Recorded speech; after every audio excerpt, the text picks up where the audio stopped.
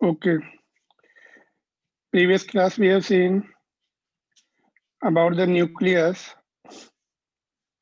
size and its density and the mass defect and nuclear forces, etc. Now we are going to see the nuclear energy. Nuclear energy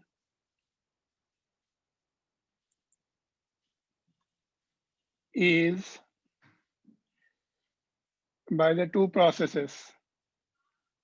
One is nuclear fission, in which bigger nuclei, nuclear fission में bigger nuclei breaks into the two intermediate nuclei and and energy is released due to the loss of mass defect से energy release होती है. For example, when uranium is bombarded by the neutrons, then it breaks into two intermediate nuclei, plus 3 neutrons are produced and plus Q value. Q value means energy released.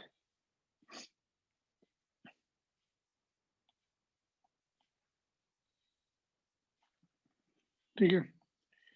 So this is nuclear fission. It was first found by Enrico Fermi. Sorry. He was the first person to notice this. Uranium, when breaks into the lighter nuclei, lot of energy is also released. It is not that it will always be uranium will always be broken into the barium and krypton.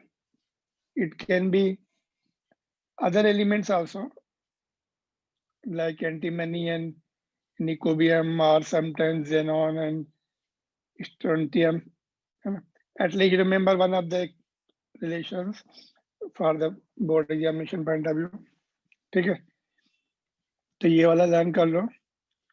इसमें देखो 3 neutrons are also released. These neutrons further, ये जो 3 neutrons है ना, ये further uranium जो होंगे उनको फिर से डिसइंटीग्रेट करेंगे and there will be chain reaction. We need only 1 neutron here, but extra neutrons are produced. They will start the chain reaction. We have to absorb them. उसमें कैडमियम रॉड लगा के उनको absorb करना पड़ता है, otherwise it can go out of control. As in the nuclear bomb, वहां पे कोई प्रॉब्लम नहीं है, वहां पर इनफैक्ट एक्सप्लोजन करना है, बट न्यूक्लियर पावर स्टेशंस में extra neutrons are to be absorbed. All right. So this is about the fission. Fission में heavy nuclei से एनर्जी रिलीज होती है, एंड कितनी एनर्जी रिलीज होगी उसकी कैलकुलेशन भी देखते हैं. अबाउट 200 MeV पर फिशन. यूरेनियम की एक एटम से 200 MeV की एनर्जी मिलती है. How do we get this? This is from the table.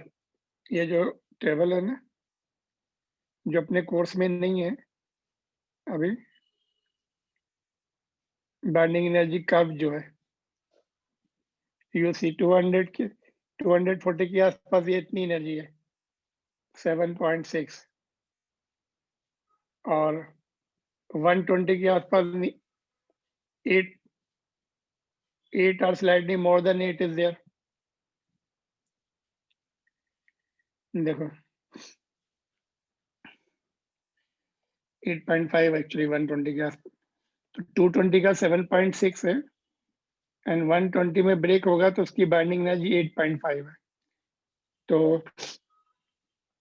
Energy release जो Q वैल्यू है, एनर्जी रिलीज विल बी, ए कितना है 120 दिया, देखो 120 2 हो गया, तो टोटल 240 हो गया. 240 था, binding energy of products, product क्या बने बाद में जो बने वो प्रोडक्ट है ना, उनकी 8.5 है, और बाइंडिंग एनर्जी ऑफ रिएक्टेंट 7.6 है, तो it is 240 into 0.9, which is roughly 216, तो roughly 200 MeV.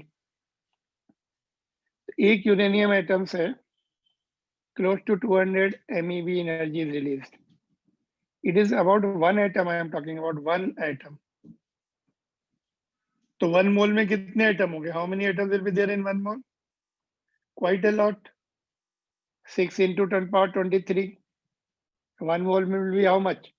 240 ग्राम. 240 ग्राम में 1 mole होंगे, उसमें मल्टीप्लाई कर दो, 240 gram is 1/4 of the KG. एक पावर यूरेनियम में कितनी एनर्जी, कितने मोल होते हैं? 6 into 10 power 23. It will come billions of joules energy. 1 mole में बिलियंस एमईवी को जूल्स में कन्वर्ट कर लेंगे, it will be billions of joule. Quite a high energy in quite a small quantity. इतनी एनर्जी प्रोड्यूस करने के लिए hundreds of thousands of truck of the coal is required, और ये 240 ग्राम लेस देन 1/4 ऑफ केजी में इतनी energy release होती है. ठीक है, तो that is the calculations.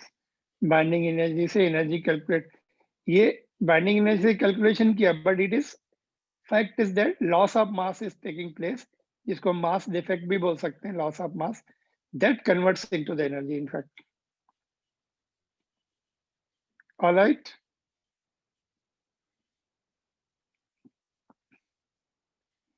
so this was your nuclear fission. Another is nuclear fusion. Fusion means joining of two lighter nuclei. सन पर जो है ना, स्टार्स पर न्यूक्लियर फ्यूजन से होती है एनर्जी रिलीज, इंक्लूडिंग सन.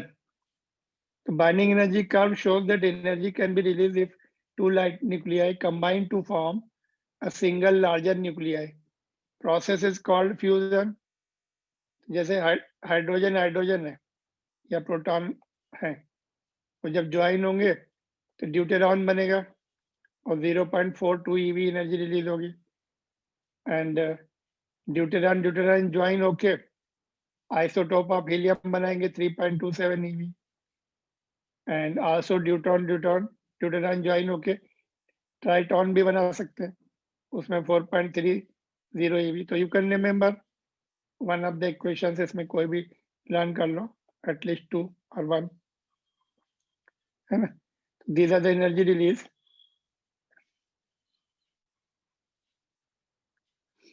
क्यू वैल्यू बोलते हैं इसका.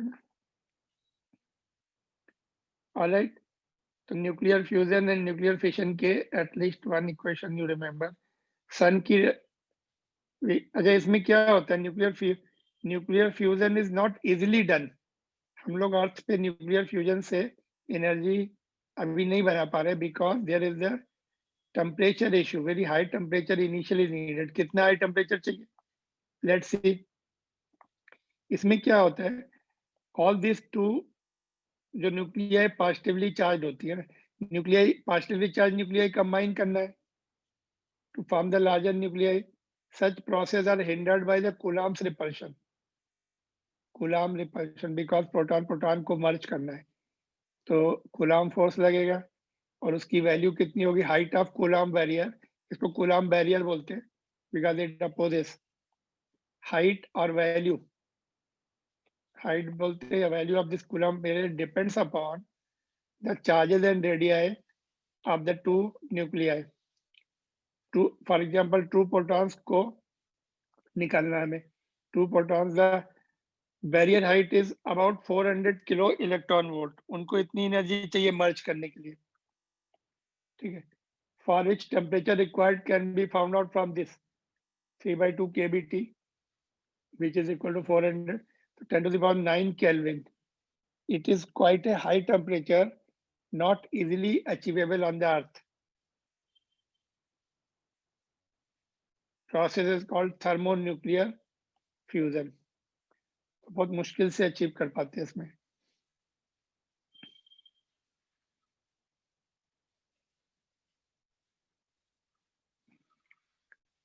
ठीक है, देयर इज लिमिटेशन। सन का देखो, एट सन 4 हाइड्रोजन न्यूक्लियाई मिलके हीलियम बनाते हैं, तो 26 रफली 26 MeV एनर्जी रिलीज होती है 4 हाइड्रोजन से। तो lot of hydrogen is there, अभी 50% कंज्यूम हुई है सन पर, 50% हाइड्रोजन और है, दैट कन्वर्ट्स इनटू हीलियम। बाद में हीलियम कन्वर्ट होगी, कार्बन बनाएगी, है ना, उससे फिर एनर्जी मिलेगी। तो अभी 50% लाइफ और है सन की, 5 billion years more it will survive if everything goes well. And 4 hydrogen atoms combine to form helium atom with release of 26.7 MeV energy. So this is nuclear fusion, है ना। वहां पर ऑलरेडी टेम्परेचर, हाई टेम्परेचर है core के अंदर, तो इसलिए easily done. process is going on without any problem. All right. Controlled thermonuclear fusion, earth पर जो है first thermonuclear reaction on the earth occurred at all on November 1, 52, when USA exploded fusion device generating energy equivalent to 10 million tons of TNT. 1 ton of TNT explosion releases this much energy. A sustained and controllable source of the fusion power is considerably more difficult to achieve, but it is regarded as a future power. Difficult, as I told you, high temperature is required. Difficult to achieve, but it is future power का source है. Or sometimes solar energy will be the future power. Then this may not be required then. ठीक है, तो इसके numerical करते हैं. 2 numericals will do, then nuclear reactor, then we'll change the chapter. तो देखो, एक ये क्वेश्चन है,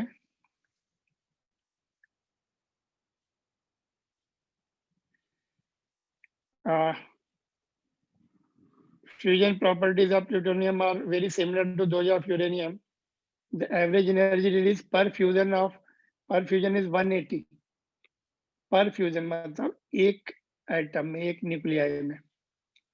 How much energy in MeV is released in 1 kg of pure plutonium? तो 1 kg में कितनी, एक में इतनी, तो 1 kg में कितनी, तो 1 में, ओके, कैसे करेंगे इसको, बोलो, how to do it. 1 nuclei में 180, तो 1 kg में कितनी न्यूक्लियाई होंगी, बोलो. आर यू देयर, तुम लोग लाइन पे. एक एटम में, एक न्यूक्लियाई में 180, 1 kg में how many nuclei will be there.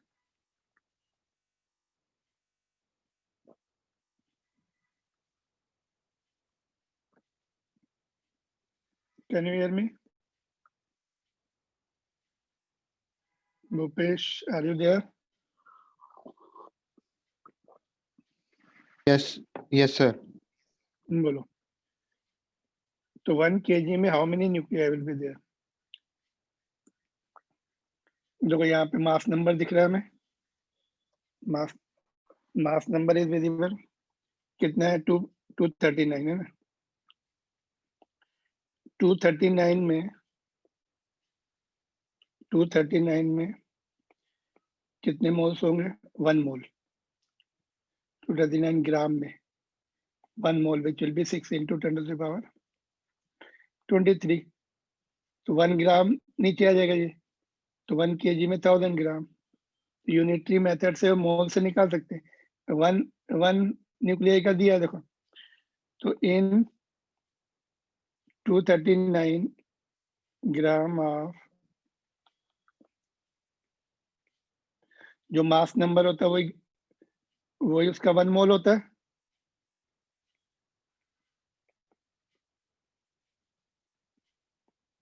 Number of atoms, number of nuclei, Avogadro's number 6 into 10 power 23. Therefore, in 1 gram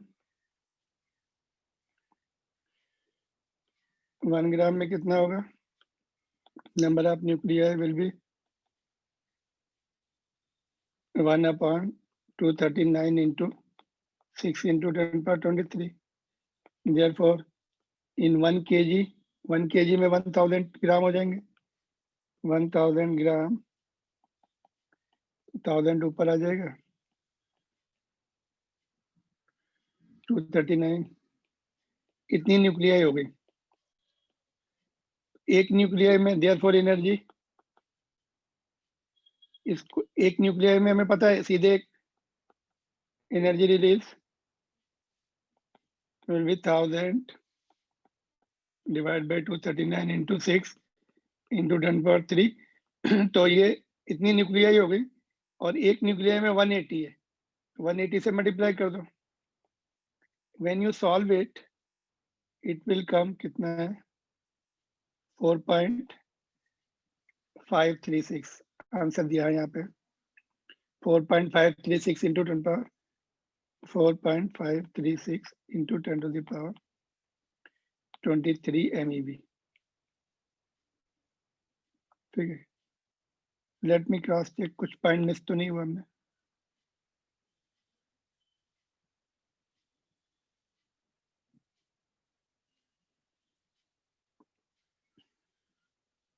This will be 180, ये 1000 है ना।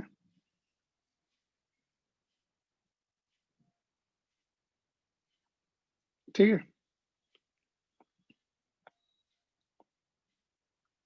तो ये बेस मोर और less it is chemistry part है ना, कि कितनी न्यूक्लियाई हैं 1 मोल में या 1 kg में या 2 kg में, और एक का दिया है पर फ्यूजन है ना, पर फ्यूजन, तो that you can find out है ना। समझ में आ गया ये मोलर मास है। एक मोलर मास में एवोगाड्रोस नंबर के बराबर न्यूक्लियाई होती।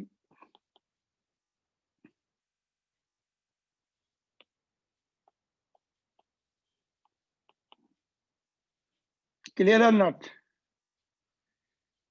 Yes, sir. One more question करते हैं ऐसे ही मोलर मास से। अभी उसमें हम देखेंगे कि किस में एनर्जी ज्यादा है, सेम अमाउंट में, whether we get more energy in this fusion में कि फिशन में। तो will see more is there in the fusion. जैसे ये है देखो, calculate question number 30 and compare the energy released by the fusion of 1 kg of hydrogen deep within the sun। अभी हमने हाइड्रोजन में देखा था 26.7 थी है ना, तो 26 ले रहा है, उसमें थोड़ा कम ही ले रहा है। तो 4 hydrogen atom form the helium and release 26 MeV। तो 4 हाइड्रोजन एटम कितना, 26, तो 1 हाइड्रोजन कितना, 26/4 MeV रिलीज करेगा। ठीक है, ये अभी हमने सन की रिएक्शन देखी थी। एक एटम जो है 26/4 6.3 6.5 कुछ आ जाएगा, then are dividing will keeping it same. तो 1 ग्राम में कितना है हाइड्रोजन का 1 मोल, 1 ग्राम में 1 मोल होगा कि नहीं होगा हाइड्रोजन में? मोलर मास 1 है, मास नंबर उसका 1 है, तो 1 ग्राम में उसका एवोगाड्रोस नंबर के बराबर। तो 1 ग्राम में दीज मेनी न्यूक्लियाई, और एक न्यूक्लियाई कितनी, इतनी एनर्जी, तो 26/4, तो दिस विल बी MeV, इतनी एनर्जी 1 ग्राम में। तो 1 kg में, 1 kg में कितना, 1000 है ना, 1000 से मल्टीप्लाई, एक मिनट यहाँ पे थोड़ा सा कैलकुलेशन, तो 1 kg मीन्स 1 kg और 1000 ग्राम में एनर्जी जो आएगी will be 26/4 into 6 into 10⁻23 into 1000. इसको कैलकुलेट करेंगे तो इसकी वैल्यू देखो कितनी आई थी, अभी मैंने लिखा था, कट कर दिया गया। ओके, एक minute, I have to check it.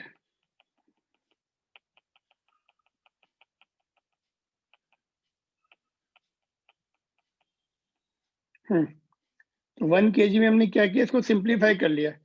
1 kg के लिए यहाँ पे देखो, let me make some space and right.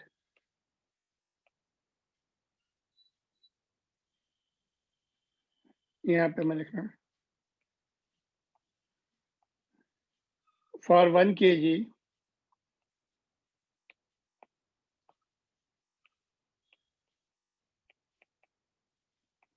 और 100 ग्राम 1000 ग्राम एनर्जी विल बी, ये तो पूरी एज इट इज लिख दो, 26/4 into 6 into 10⁻23 into 1000। इसको अगर सॉल्व करेंगे तो इतना आएगा।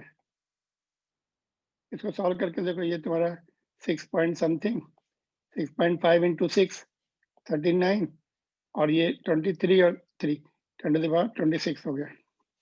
ठीक है, तो 39 into 10⁻26 MEV आ गया 1 kg में ऑफ हाइड्रोजन। यूरेनियम का 1 kg देखते हैं। यूरेनियम का 1 uranium nuclei 1 uranium nuclei produces रफली 200 MeV, तो 235 ग्राम ये मोलर मास है यूरेनियम का, तो 1 मोल हो गया, तो 6 into 10⁻23 से मल्टीप्लाई कर दिया इसमें, तो 1 ग्राम ये नीचे आ जाएगा, तो इतनी एनर्जी हो जाएगी। 1 kg that is 100 gram 1000 gram, sorry 1000 से मल्टीप्लाई कर देंगे यहाँ पर। इसको सिंप्लीफाई किया तो 5.1 into 10⁻26, तो और ये कितना है 39, तो इट इज रफली 8 टाइम्स मोर। हाइड्रोजन का same amount 8 times more, fusion में मोर एनर्जी हो रही है सेम अमाउंट के लिए। सेम न्यूक्लियस की बात नहीं हो रही, same amount 1 kg 1 kg of hydrogen is producing 8 times more energy than the 1 kg of uranium। तो ये भी कैसे किया हम लोगों ने, ये दैट यूनिटरी मेथड, पहले 1 ग्राम का निकाल लिया है ना, फिर मोलर मास का निकाल लिया, फिर 1 kg का निकाल लिया, और ये वैल्यूज हमने पीछे से यूज की। हाइड्रोजन का सन का हमने देखा था 4 हाइड्रोजन इतनी एनर्जी, यूरेनियम का हमने देखा था 1 यूरेनियम एटम जो है रफली 200 MeV एनर्जी रिलीज कर रहा है। तो क्या इंफॉर्मेशन मिली, न्यूक्लियर फ्यूजन में ज्यादा एनर्जी रिलीज हो रही है सेम अमाउंट ऑफ मास के लिए, not same amount of nuclei. उसके लिए अलग आंसर होगा, सेम नंबर ऑफ न्यूक्लियाई के लिए वो कम होगा। देखो 4 न्यूक्लियाई मिलके कितना कितना प्रोड्यूस कर रही, इतना, तो एक न्यूक्लियाई कितनी होगी 6.5 MeV। यूरेनियम की एक न्यूक्लियाई कितनी 200, बट हैवी न्यूक्लियस है इसलिए मास के टर्म में हाइड्रोजन फिर ज्यादा प्रोड्यूस करता है सेम मास के लिए। ठीक है, now finally just nuclear reactor का थोड़ा सा बता देता हूँ, कभी कभी शॉर्ट क्वेश्चन उसमें से आ जाता है, कैडमियम का क्या पर्पज है, हैवी वाटर का क्या पर्पज है, otherwise generally they don't give, but it is in the book, we have to cover it. देखो न्यूक्लियर रिएक्टर क्या होते हैं, देखो जैसा कि हमने ऊपर यूरेनियम का देखा था इक्वेशन, उसमें एक यूरेनियम एटम से 3 न्यूट्रॉन निकल रहे थे, जब 1 न्यूट्रॉन हिट किया तो उसकी न्यूक्लियस डिसइंटीग्रेट हो गई थी और 3 न्यूट्रॉन बने थे, है ना। ये इक्वेशन देखो कहाँ गए, 3 न्यूट्रॉन बने थे, न्यूट्रॉन को ऑब्जॉर्ब करना पड़ता, नहीं तो आउट ऑफ कंट्रोल हो जाती है वो रिएक्शन। तो न्यूट्रॉन को स्लो डाउन भी करना पड़ता है so that they can they can continue the equation. Fast moving neutron doesn't produce the nuclear fission. तो उनको स्लो डाउन करना पड़ता है. स्लो डाउन कैसे करते हैं? हैवी वाटर से या प्लेन वाटर से. तो और एक्स्ट्रा को कैसे ऑब्जॉर्व करते हैं? कैडमियम रॉड डाल के. These are the 2 points you remember. Slowing down fast moving electron is done by the moderators. Moderator बोलते हैं जो कि हैवी वाटर होता है, ग्रेफाइट होता है, नॉर्मल वाटर होता है. और मल्टीप्लिकेशन फैक्टर टर्म यूज करते हैं उसमें के. It is a measure of growth rate of the neutron. ज्यादा नहीं बढ़ने चाहिए, वो कंट्रोल में रहने चाहिए. के शुड बी 1, है, जितने चाहिए एक रिएक्शन के लिए एक चाहिए. तो 1 है तो क्रिटिकल है. अगर के ग्रेटर देन ग्रोथ रेट अगर 1 ग्रेटर देन 1 हो गई तो सुपर क्रिटिकल हो जाता है प्लांट और एक्सप्लोड हो जाता है. That's what happened in the Chernobyl in 1986. वहां पर सुपर क्रिटिकल हो गया था. More neutrons were produced than the required and reaction went out of control और काफी लोग मर गए थे. It was catastrophic there in Russia. Ukraine है अभी, पहले रशिया का पार्ट था वो. Reaction net is controlled by cadmium control rods. उसमें इंसर्ट कर देते हैं तो एक्स्ट्रा न्यूट्रॉन ऑब्जॉर्ब कर लेते हैं वो. तो रिएक्शन जो है के इज इक्वल टू 1 रहता है, क्रिटिकल रहती, पावर प्रोड्यूस होता रहता है. ठीक है. तो ये देखो, इसमें जहाँ पे न्यूक्लियर रिएक्शन होती है वहां पर काफी हाई प्रेशर रखते हैं, 150. तो temperature of water goes 600 kelvin, high pressure की वजह से. तो यहाँ पर न्यूक्लियर रिएक्टर होती है, nuclear reaction lot of energy होती है. यहाँ पर वाटर सर्कुलेट करते हैं हाई प्रेशर हाई टेम्परेचर पे. यहाँ पर वाटर जो मॉडरेटर का काम भी करता है, एनर्जी ट्रांसफर भी करता है. ये जो है स्टीम जनरेटर है. यहाँ पे वाटर का दूसरा सिस्टम है. यहाँ भी वाटर रहेगा, उससे स्टीम बनेगी और स्टीम इधर टरबाइन को चलाएगी. टरबाइन इलेक्ट्रिक जनरेटर चलाता है ना. तो water is used here also, here also. तो energy of that energy is used to convert the steam, high temperature water which converts the steam, which runs the turbine and which runs the electrical motor generator and power मिलती है हमें. ठीक है, clear. तो ये थोड़ा सा main point तो मैंने बता दिया है इसका. जो you just revise the things once. Short questions में भी आंसर. ऑलराइट. तो अभी ब्रेक के बाद हम लोग लास्ट चैप्टर शुरू करेंगे, सेमीकंडक्टर्स.